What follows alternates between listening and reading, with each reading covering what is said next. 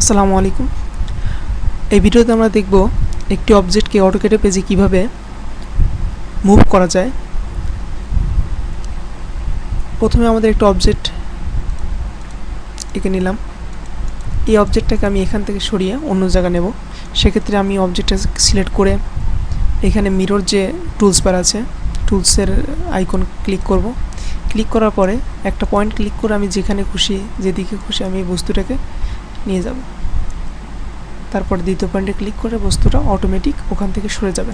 আর যদি আমি সরাসরি কিবোর্ডের কমান্ড থেকে করতে চাই, তাহলে বস্তু সিলেক্ট করে এম ইন্টার চাপার পরে ফার্স্ট পয়েন্টে ক্লিক করে সেকেন্ড পয়েন্টে ক্লিক করলে বস্তুটা অটোমেটিক মুভ হয়ে যাবে।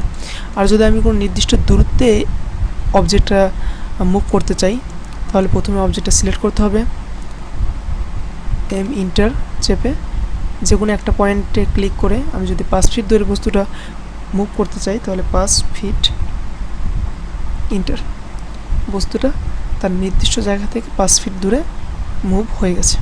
এভাবে আমরা কোনো অবজেক্টকে অটোক্যাড পেজে মুভ করতে পারি।